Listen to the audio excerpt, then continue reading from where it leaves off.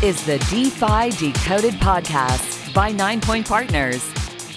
The ideas and opinions expressed in this podcast should not be taken as investment advice. Always consult with your financial advisor before investing. Hello and welcome back to another episode of DeFi Decoded. I am Alex Tapscott. Recently, we spoke with Roniel Rumberg, who is the CEO of music streaming service Audius, about how he thinks Web2 platforms fail creators and their fans. And his platform offers some interesting solutions to that by basically turning creators and fans into owners and into co-creators. And this idea of co-creation is something that is really foundational to a lot of the interesting experiments around culture and Web3. So continuing on that theme, we're very fortunate today to welcome yet another special guest. We've been really batting quite well here in the last little while. Pplpleasr, who's a multidisciplinary artist with a focus on Web3, NFTs, crypto, DAOs, and philanthropy. Her work with Uniswap has inspired the formation of the prolific investment group Pplpleasr DAO, helped define the aesthetic of the decentralized finance movement, graced the cover of Fortune magazine, the cover of Vogue, as well as collaborations with Steve Aoki and Sotheby's. She made Forbes 30 under 30 last year and ranks in the top 5 of Fortune's Nifty 50 and has donated more than $1.5 million to charity with her NFT sales. I caught up with Pplpleasr a few months ago, and we're really looking forward to sort of getting an update on how things are going. But for our audience, who I don't think has heard from her yet, an opportunity for her to tell her story and share a bit about her Web3 journey, which I can assure you is really fascinating and quite entertaining. So without further ado, thank you so much for joining the show. Thanks for having me on. I have, told this story many times, but the way that I got started in Web3 or crypto, I think honestly is quite a testament to why, echoing what you said, this entire industry is sort of changing the game for creators, because it pretty much quite did that for myself. And so, this short version of the story is that I have been working as a digital artist or visual effects artist for many, many years, around maybe like 6 or 7 years, working in visual effects and computer graphics and animation. And then, at places like Sony or Blizzard Entertainment and, other companies like that, until I became unemployed in 2020. And this is, partially due to the pandemic and also just due to the fact that the visual effects industry is a very, very grueling one that doesn't sort of, guarantee job stability for, a lot of very passionate, enthusiastic artists in the field. And then so while I was sort of during my unemployment phase, I was looking into alternative ways to make money. And so, of course, this led me down to looking into crypto again, which I first discovered in 2017, and then which then led me to discover DeFi. And then while I was, sort of browsing crypto Twitter and understanding DeFi for myself, I realized that there was this sort of brand new canvas that didn't have any creative people in the space to help sort of do promotional efforts. And so I kind of saw this opportunity to start making a job for myself by making animations that help promote DeFi protocols. And, in the sense that I would read white papers of DeFi protocol and then sort of try to understand it myself, and then repurpose that or, regurgitate that into something that's more digestible for a wider audience, because DeFi white papers can be quite long and complex. And then in this process, obviously, I also discovered NFTs and I guess it was in the early days of 2021 when the two sort of worlds kind of started converging, where NFTs, DeFi, and crypto just kind of, all started bubbling out into more of a mainstream audience. And then so when this happened, I had built, sort of like a small following for myself within the DeFi space already, which is what you talked about with the Uniswap animation, where when I made that animation, it became very viral, and then we auctioned it off as an NFT for charity, and it sold for $500,000. And that put me on the map for people who are only aware about NFTs or just, and then that's sort of when the Venn diagram of my like DeFi and NFT space started crossing over. And then since then, I've had obviously a whirlwind of many great opportunities to not only voice values and things that I care about, but also help, sort of educate and spread the idea of how this industry or this technology of blockchain can be revolutionary for a wider audience as well. Basically, putting Web3 propaganda on the cover of major magazines. And then that obviously led me down to a path of, okay, so now that I have these amazing opportunities in this platform, what is it that I truly care about myself? So then I'm going back to my roots, which is where I come from, which is this sort of space of post-production, film, entertainment, storytelling. And I was just trying to think about how I can combine, this new platform and technology that I found with the old space that I had come from, which had so many problems, right? I think that currently there's a lot of content that should be getting made that isn't, and then our content diet is curated and funded by a small number of large corporations and studios and distributors, which has led to this sort of, ecosystem where we have like a lot of Marvel movies and Ant-Man's, and then not a lot of original content because all of these small number of investors and corporations are making bets on only a very specific number of IPs, which then leads to a lot of creators feeling like they don't have creative autonomy over their work. And then there's this negative feedback loop where either they're out of work or they have to be stuck in jobs that they're not very happy doing. And then so that's kind of like what led to everything that happened before, and how can we tackle this problem using all of this newfound knowledge and tools and platform that I have found in the crazy world of Web3, right? So that's kind of how Shibuya was born, which is that as a creator, I want to be able to make any sort of like short film or content that I would like to make as an independent creator. And now that I have this sort of platform myself, and it's easy to sort of fundraise by selling NFTs and things like that, then I can sort of turn that into a reality for myself.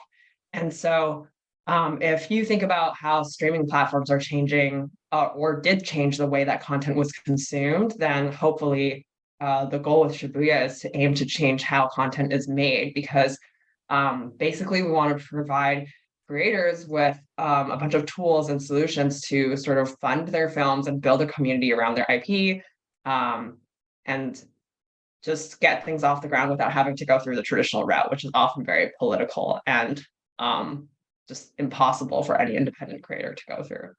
Yeah, well, I view that model of using NFTs as a way to, build a community, but also maybe even fund a project as being very emblematic of Web3. It reminds me a little bit of, how a lot of projects sort of bootstrapped by having a token that, the value goes up the more people that use it, right? And everyone can become an owner in that platform. And what's really remarkable about your story is that this whole journey, began around the DeFi summer period, right? When you created that job for yourself. And that's only 3 years ago. And in that 3 years, we've gone from, you basically, as you said, and as I said in the introduction, kind of creating this aesthetic for DeFi, which, most people who are in DeFi may be quantitatively inclined, but maybe not aesthetically inclined. And you've created this like this visual reference point for the industry, which is at once like super futuristic, but also kind of retro. And like, it has this very just cool, chill vibe that, I don't know, maybe I'm not describing it very well, but like you see that in the Uniswap V3 release video. I think people should definitely check that out. It's like unicorn futurist retro vibe. I don't know, but it's just very, very cool. But and then from there to go into see, well, okay, I've created this original, art for these projects, and now there's this tool set that is native to this industry, NFTs, that I can use to actually create, scarcity, and I can actually monetize this art in ways that wasn't possible before, and contribute to a good cause, which is also really important. And now we're into this like next phase where it's like, okay, there's the aesthetic, then there's the NFT, and now we're into, okay, well, now NFTs are more than just ways to create digital collectibles or art, but they're actually a way to store culture, in a digital good.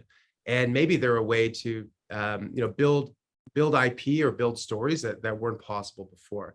And I find that that's so fascinating. So maybe just like if you can, describe in a bit more detail Shibuya, the project itself, and like how exactly do NFTs intersect with the story and that you're trying to tell and the aesthetic vibe that you and your co-creator are trying to create. For sure. Well, the story of Shibuya is basically that I had gotten to this point where I was trying to think about, okay, what do I do next that will be meaningful? And then I have been a longtime follower and admirer of my co-creator, Mache Kuchiara, which at the time was just a little wee fan of his. And then I think that we got connected somehow. I think he discovered me through my NFT blow up or something. And then I just cold DM'd him one day. Was like, hey, I have this idea if you want to get on a call with me to discuss. And then he was kind enough to take the call. And basically what had happened at the time was that there were these producers who approached me with some amount of money and said that, oh, we would give you this money to basically direct like a series or, a short or something like that. And then so I said, okay, well, there's only one person that I would want to do this with. And so I called Mache and then I proposed him the idea. And then he just goes, absolutely not.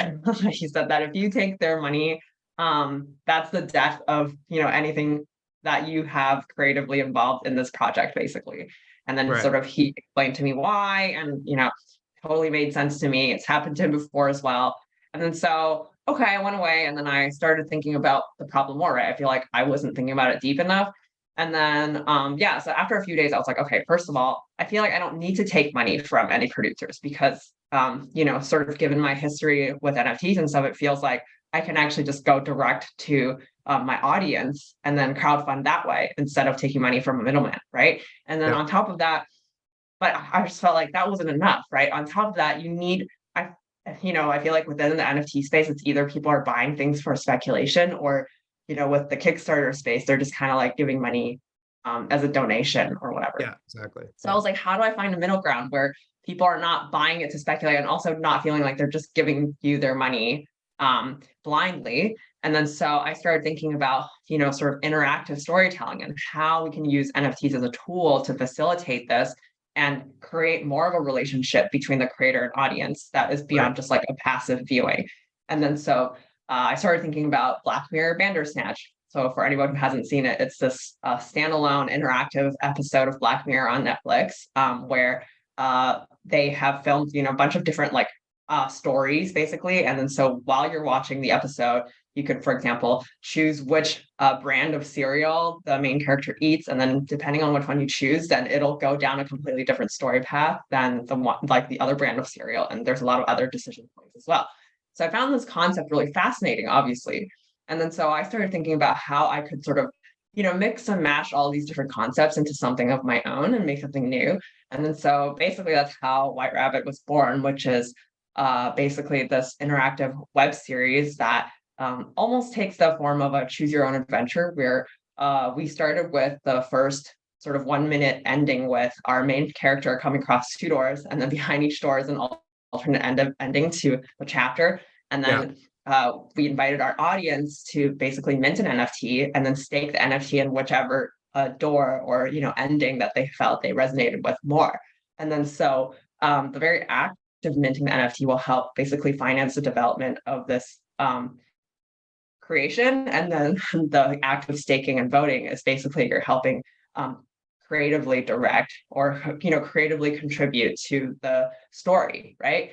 And Yeah. then so a few days later, I pitched this idea to Mache, who was like, I think this is great.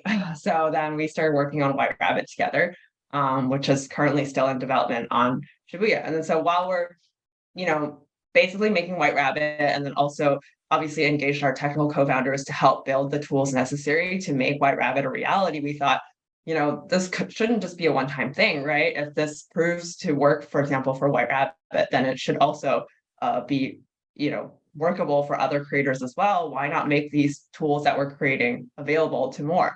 And then so that's how we turned Shibuya into a platform, basically. Yeah. And then White Rabbit becoming our first IP that's on there.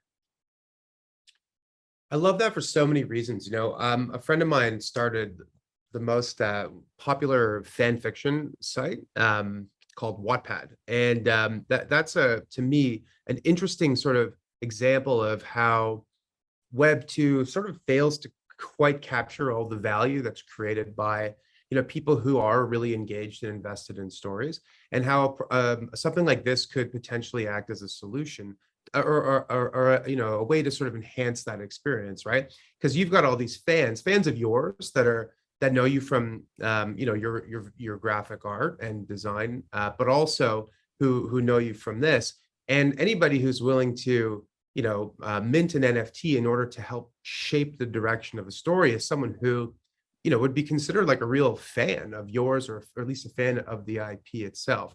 Now, in the past, people who contributed to fandom, whether it's attending Comic-Con or buying merchandise or writing fan fiction, gets to be part of the social phenomenon, but they don't actually really participate in the upside of any of the creation itself down the road. But what seems like unique about what you're trying to build here is not only can people mint these producer passes, these NFTs, but they can also own fractions of the IP itself, right, through the RAB token. And I'm wondering if you could just talk a little bit about that, because to me, like, talk about revolutionizing the old model. The old model is, your IP is the most sacred thing. Like, all of these big studios are trying to gobble up as much IP as they can. The idea of like turning your fans into co-owners seems really antithetical, but also kind of revolutionary. Can you talk about that a little bit? Yeah, so I obviously must make the disclaimer that right now we cannot make any comment or anything about expectations of financial upside or anything because Yeah. of obvious regulatory reasons. But yes, to answer your question, I think the long-term goal is to find somewhere where a world where that could be possible, because I feel like that would, completely change the game for which content is made and produced, right? And Yeah. but currently, the model that we kind of are experimenting with is that White Rabbit, when it is finished, will be sort of minted into an NFT. This was at least how we structured it at the time. We used Fractional, which has now renamed to Escher, and then we Yeah. have a bucket, which would then be fractionalized. And then so when you're earning RAB tokens, it's actually they are fractional, pieces of that NFT bucket, right? Which will, eventually contain White Rabbit and, basically a lot of other things associated with it. But in terms of the way that Rabbit is distributed, it's not actually from just, participating in the minting of the NFTs. It's actually through engaging and interacting with the series. So you can almost think of them as like attention tokens, because I truly, truly believe in the attention economy. And then so beyond just being like a financier or whatever, I feel like a true fan is somebody who really, like, let's say, either, spends a lot of hours watching a series or, like engages with it a lot. And then so the way that, at least in past chapters, that we have rewarded people with RAB is that beyond just, participating in minting the token, they have to stake it and do other things, and that, contribute to the creation of this story, basically, in order to sort of earn these tokens as, a reward for your attention. Yeah. And then on top of that, we have like the way that the credits are laid out at the end is based on, sort of your balance of these attention tokens. So the people who have dedicated the most, attention to it, like, are higher up than other people. And then, it's live updating. So, you can always participate more and then, move up in the rankings of the credits, which obviously has never happened before. But yeah, this is all just like a giant experiment, basically. And, we're excited to see where it goes. Obviously, there's a huge, problematic industry here that we're trying to tackle. And obviously is no small feat. But, if it's not me who's trying to do it, I think somebody else will do it. Right. And so at the very least, I should try, and it's very ambitious, but we're excited to see where it goes. Yeah, no, for sure. I mean, the idea that anybody would appear in the credits, who's a fan or sort of a co-creator is something that wouldn't have existed at all. So the idea that you're going to sort of power rank them based on how much involvement they have, I think is really revolutionary. And I think on your point about financial upside and whatever, I mean, a lot of people will choose to engage with this because for love of the story or the aesthetic vibe or because of the community or because of the sense of inclusion or whatever it is, for all the same reasons I think that people are fans of other things, right? But it's interesting that for a lot of, if you think about a lot of IP, it's the IP itself wouldn't have value if it weren't for the fans. So in a way, like the fans are, they don't participate equitably given the value they create, and that's why I find these models so interesting. It's like, okay, how do we just create ways for fans to be treated more fairly when they would otherwise be involved anyway, but we're trying to come up with these really creative tools to kind of change that balance a little bit. So I mean, that, to me, like that's the thing that I find really interesting. We a few months ago we spoke to the team from MV3. I don't know if you're familiar with that group, but basically like they have a somewhat similar take on this, which is that they're actually sort of pre-selling characters, and the characters will then, the funding from that will then go to like helping to fund the development of the IP, which they hope to, you know, co-create with the fans who own those characters.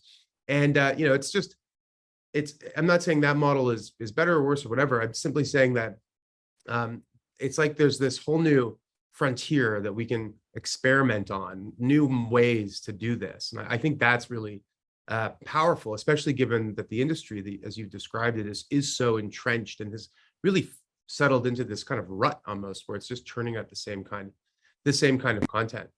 I'd like to just change the subject slightly. So shortly around the time that you made if not the pivot, you expanded this project to be a platform, you also took in some investment from Andreessen Horowitz and some big time celebrities as well. A strategic $6.9 million raise I saw. That was very good. So what is the opportunity that some of these backers see in what you're trying to do, and why the celebrity involvement? Are they just financial investors, or are they looking to get involved somehow in new projects on the platform? So all of our basically, you know, angel investors are strategic in the sense that we're curating them, and that either they have involvement with entertainment or they want to get involved in. Kevin Durant, for example, I think he has a large interest in producing things on the entertainment side. And then so that's sort of why I think he was interested. And obviously, he's also, very, very curious about Web3 in general, right? So I feel like it was like sort of like a perfect combination for him to participate in what we're doing here. Same with Paris Hilton. She has 1111 Media that she is growing as well within the entertainment space. And then, obviously our lead investors were Andreessen Horowitz and Variant. And I think that Variant has been long-term supporters of the creator economy. And, that's sort of like the thing that they really, really want to push forward. And then, A16Z just has, a roster of amazing investors and people who can also, really believe in sort of bringing the entire Web3 space forward. And so, all of these, we obviously also have some Japanese investors as well. As for example, GMJP, which is led by Joey Ito, because, we are named Shibuya. And then we obviously also have a large liking for anime and content like that. And so that's sort of where we want to build a lot of our relations, is on the Japan side as well. And I think that really it was the decision to do that was just, a combination of seeing that there was going to be a bear market, and just to sort of ensure that we can continue building this without, any pressure of just raising money through NFT sales or anything like that. Was the decision to basically get financed. And with Shibuya, is it an open platform? So can other people like choose to launch their own like narratives, or is this sort of like a studio where you're like producing things, but you're sort of creative director? How does that work? We have two sides to it. So we do have a studio side where we help to creative direct and produce things. And then there's also the platform, which currently is not open to all creators, just for resource and scaling reasons. But yes, the hope is that we do get to a point where we can open it up to any creator wishing to, sort of launch their creation on the platform and then see if it gets funded, kind of like the way that Steam Greenlight was working.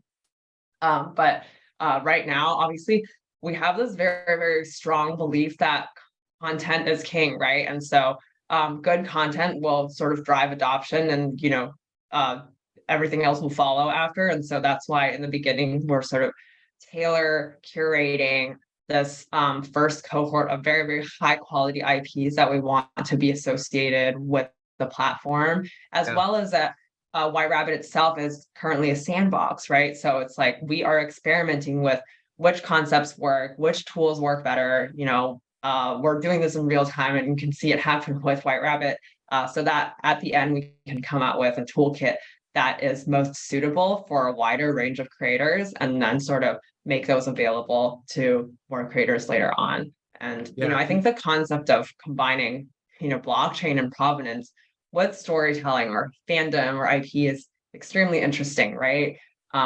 So this is sort of something that we're experimenting as well, as along with customized viewing experiences, where it could be like, depending on your provenance or like your history on chain, decisions that you made, and how that can affect what you're viewing, are all things that we're experimenting with, as well as and then always going back to the core concept of, oh, people always like to compete or flex, like, oh, I was a fan of this before everybody else was, Right. yada yada yada. And now you can actually prove that kind of stuff on chain, right? Right. Yeah, of course you can. That's so interesting. And I mean, I know that it's a long way down the road and there's so many things that need to be sorted out before we get here. But, you can imagine a world where, let's say that White Rabbit is successful and, it does come out as a limited series and it gets optioned as a video game and as a movie and a graphic novel and board game and like, who knows, like all these different things. And, all of these individuals who own NFTs that provide them with the provenance that they were there at the very beginning. I mean, the possibilities and how they may participate in all of those different ways is kind of endless, right? Now, there's a lot of implementation challenges that need to be sorted out before we get to that end state. But the idea that you have this provable, immutable record of who was there first or who owned what at the beginning, I think is really fascinating. Someone who I know quips that it's like, what if you could own a stormtrooper in 1978, and it's just like you could just follow your little stormtrooper through the Star Wars universe for decades and decades and decades and sort of feel like you were a part of the story. That was from our episode with MB3, actually. So, it's just fascinating. So what's next for you guys? Like, do you have a production, like release schedule? Like, what are the major milestones that you're looking forward to personally? Well, the major milestones for Shibuya are that we hope to finish White Rabbit this year. Yeah. And so, upon completion, then that's where the exciting part comes, where we can see what lies ahead for White Rabbit beyond Shibuya, right? So, that's when we start either pitching it to distribution platforms or film festivals, whatever it may be. And then beyond that, we have a very, very, very super exciting external IP that we are bringing on, that I can't talk about just yet, but let's just say that in terms of collaborating with super duper epic names, it would fall under that category. And so, yeah, that's something that I'm personally very, very excited about. Hopefully, we will get to release something related to that this summer. And then we also just wrapped our first external IP on the platform, which is Dominion X, which is a stop motion animation made by Seth Green's stop motion animation studio, which was also scored by Steve Aoki. And so that I think in total was maybe like 3 minutes long, but stop motion animation is a lot of work. But what was really interesting about that one was they were making the stop motion animation in real time. So every week they would make a little bit of animation, they would put it up on Shibuya, and then the community would vote. So for example, it'd be like, let's say 2 characters are fighting and they're like, which one wins? And the community would vote what they think would happen. And then the studio would literally then go and create that animation and then post another segment and so forth. And this was happening in intervals every single week, which I feel like has never been seen before with stop motion animation. So that was a very interesting case study, I think. And then so now the whole thing has been completed and it lives on Shibuya, and anyone can just go watch it. Yeah, well, it's amazing too, because in a way it kind of creates these personalized experiences, right, for like fans and consumers. And one of the things that that I've been thinking about more recently, especially with the kind of viral success of ChatGPT, is the idea of like, stories that write themselves, or video games that create themselves, or movies that sort of, animation that draws itself. Like there's all this potential here where, if you're an NFT holder, you could be one of the prompt engineers to help create like a variety of different sort of things that kind of get self executed in real time. I don't know. I know that this thing launched before everyone was all talking about ChatGPT, but have you thought at all about how like generative AI, especially generative art and animation, might like factor into what it is you're doing? Absolutely. I mean, if you go and read I guess the first sort of prompt, I guess, like when we first launched White Rabbit last year, Yeah. there's like that text that comes up, like, I don't know, what are these called in the beginning of movies? I make myself sound like I know nothing about movies right now. I think it's like a prologue. Is that what they're called? What are we talking about? Like the title card? When sometimes when movies, yeah, or when movies start and then there's like a little blurb, at Oh the beginning yeah, of a movie. Anyway, sure. that Prologue. thing. Yeah, Is that it a thing. Yeah. prologue? It's a I don't prologue, know. right? Yeah, I don't why know. not? Anyway, um, so yeah, when you go read that of White Rabbit, we literally talk about a future that White Rabbit is set in where AI has like completely taken over. Oh really? So yeah, so that's literally part of the plot of White Rabbit. And yes, in chapter 4, we will be having something very specific that's related to AI that will be part of the interactive component of the story, as well as when we launched the last chapter, chapter 3, when you completed the interactive component of it and you're able to claim this, key NFT as part of the story. But to be able to claim it, you actually have to, we asked our audience to submit a prompt or a certain description. So we'd be like, an example prompt would be our main character enters a bar and then she's having a drink, yada, yada, yada. So yeah, these were all things that we were already, have been part of the roadmap of White Rabbit that involve AI since the very beginning. Yeah. And the other thing was that if anybody hasn't seen it, we also in January collaborated with Linkin Park on their latest music video. I don't know if you've seen this. Yeah. It's on YouTube. So their new song is called Lost. And the entire music video was partially generated with the help of AI, but mostly, it is actual animation that we had to make with White Rabbit that we then ran through a model that was trained on White Rabbit content. It's really trippy. You can go watch it. And now 30 million people have seen White Rabbit, the IP. Yeah, that's so cool. Well, I think it's one of those things where it's a reminder to me that Web3 is as much a cultural frontier as it is as an economic or financial frontier, and I think that's something that is actually becoming like more clear to a lot of people. The more the more examples we see of creative people like doing interesting things with NFTs and with tokens as a way to like augment storytelling or change culture in different ways. So, I mean, I think you're kind of like right at the nexus of all of this, right? Of the combination of token-based models with user-generated content, with generative AI, and all these different things are kind of coming together. It's like a very fascinating space to be in. So we'll be watching keenly. Hopefully we can have you on again in 6 months' time or a year to get an update. But in the meantime, where can people find out more about you and what you're doing? Let us know. Sure. So yeah, I mean, if you want to watch White Rabbit, you can literally just go to our website, shibuya.xyz. So that's SHIBUYA.xyz. And then yeah, you don't have to mint anything or do anything. White Rabbit, as much as it has been made, is just up there available for people to watch. So you can go watch it. And then for my own personal stuff, you can go follow me on Twitter. It's at Pplpleasr1 because Pplpleasr was taken. So it's PPLPLEASR1 on Twitter. And then on Instagram, I'm just Pplpleasr. Okay, well, we got to do an NFT crowd sale to buy Pplpleasr, the Twitter account, off of whoever's sitting on it. So you can have it. Because it's not right. I actually have a whole style. You're Pplpleasr1 to everybody now, but I still think you should have that one too. I have a wholesome story about this. So after the Uniswap charity sale, the person who had Pplpleasr, the handle, I think started getting tagged in all this like charity stuff. And then so they actually DM'd me and they were like, oh, you seem like a really good person because I'm getting tagged in all this charity stuff. And so I feel like I'm obliged to just give you this handle for free. So they actually just gave it to me. But then wow. because I know this is a real thing that actually happened. But then by the time they gave it to me, I feel like everyone already knew me as Pplpleasr one. So I just kind of kept it, didn't do anything with it. No, that's hilarious. Well, there's good in the world. That I thought that story was going to go the other way. Like, There is good in the world. You must be rich. Instead, it was here, have it because you're a good person. There is good in the world. This is why we should all feed positive things into AI so that the world becomes more positive.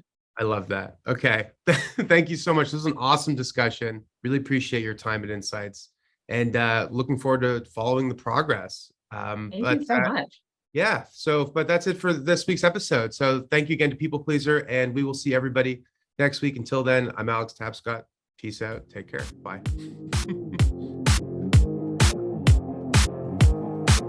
The information contained herein does not constitute an offer or solicitation by anyone in the United States or in any other jurisdiction in which such an offer or solicitation is not authorized, or to any person to whom it is unlawful to make such an offer or solicitation. Prospective investors who are not residents in Canada should contact their financial advisor to determine whether securities of the funds may be lawfully sold in their jurisdiction.